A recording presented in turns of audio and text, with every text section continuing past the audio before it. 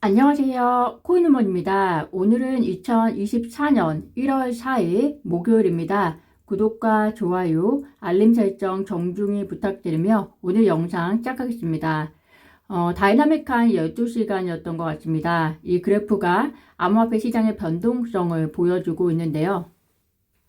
업비트 기준으로 해서 며칠 전에 6천만 원을 터치했던 비트코인이 급락하면서 다른 알트코인 리플 역시 750원대까지 떨어졌었습니다. 그래서 개인 투자자분들에게 심각한 공포감을 불러일으켰는데요. 이슈적으로 이유를 굳이 찾으려 한다면 암호화폐 서비스 제공업체 매트릭스 포트가 자체 보고서를 통해서 1월 중에 신청이 접수된 모든 비트코인 현물 ETF의 출시 승인을 SEC가 거부할 것이라고 전망한 사실인데요. 그렇지만 이 전망에 대해서 많은 전문가들이 현재 의구심을 표하고 있다는 것 역시 암호화폐 시장이 얼마나 변동성이 심한지를 면밀히 보여주고 있다라는 생각이 듭니다. 우선 왜 이 시점에서 이런 보고서가 나왔느냐는 것인데요. 한 전문가는 트윗을 통해서 블랙록이 비트코인 현물 ETF의 초기 자금으로 1천만 달러 상당, 원화로 보면은 1,300억 원 정도 될 것 같은데요. 어쨌든 1천만 달러 상당의 비트코인을 인수할 계획이었는데 그 구매 일정을 1월 5일로 미뤘다는 보고가 있고, 그런데 타이밍적으로 교묘하게 1월 5일을 앞두고 보고서가 발표되면서 비트코인이 급락하는 일이 발생했다는 겁니다.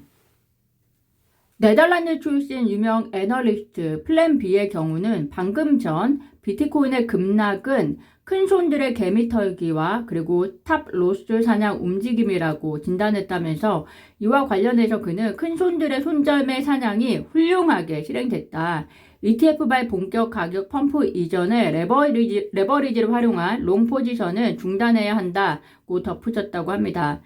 선물 거래를 안 하시는 분들은 손절매라고 번역되어 있는 탑 롭스의 개념을 잘 모르실 수 있는데요. 쉽게 말씀드려서 내가 산 코인의 강제 청산 가격에 도달하기 전까지 자동으로 손절되게 설정하는 것입니다. 다시 말해서 투자한 모든 금액이 사라지기 전에 자동 손절을 해서 원금을 모두를 잃게 하는 것을 막아주는 장치인데요.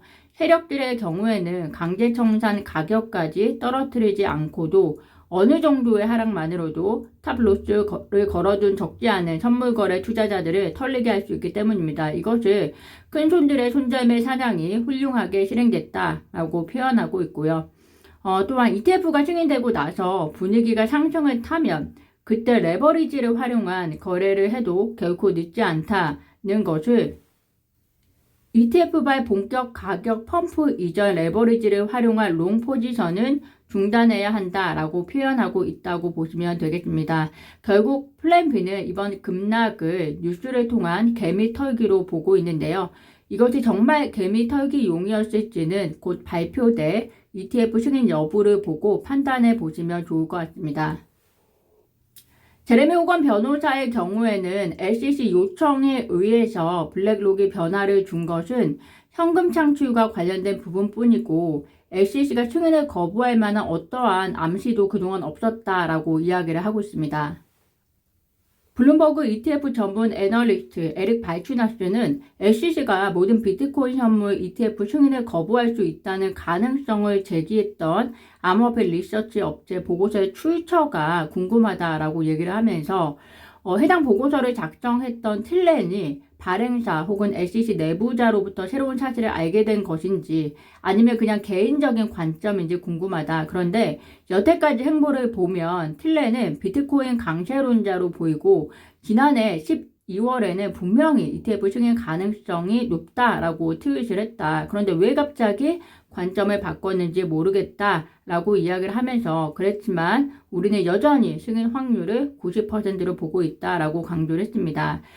사실 비트코인 현물 ETF 승인이 이번 달 내로 진행이 될지는 아무도 모릅니다. 그렇지만 중요한 것은 이번 달 되지 않더라도 그렇게 멀지 않은 시일 내에 진행이 될 것이라는 것이고 그렇기 때문에 SEC 역시 투자기관들과 수차례 미팅을 하면서 요청 사항을 이야기했던 것이고 또 만약 SEC가 특별한 이유 없이 계속 비트코인 현물 ETF를 미루게 된다면 그런 행보 역시 소송의 문화가 발달한 미국에서는 소송감이 될 수 있다라는 부담이 있기 때문에 비트코인 선물 ETF 승인이 늦지 않게는 될 거다라고 저는 개인적으로 생각이 되고요.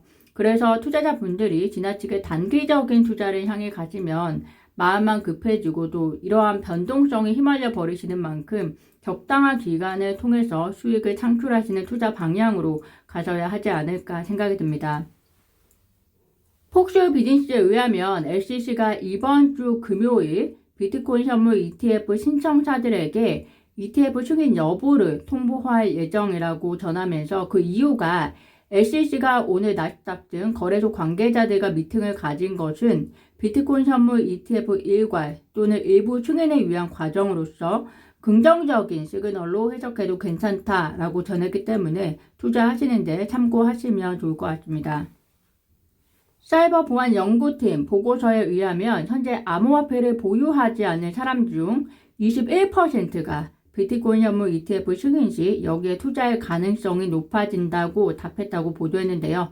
결국 비트코인 선물 ETF에 대한 투자가 다른 자산처럼 대중화가 되면 비트코인 가격이 올라갈 텐데요. 각 투자 기관들이 2024년 비트코인 가격을 어떻게 예상하는지 한번 보시도록 하겠습니다.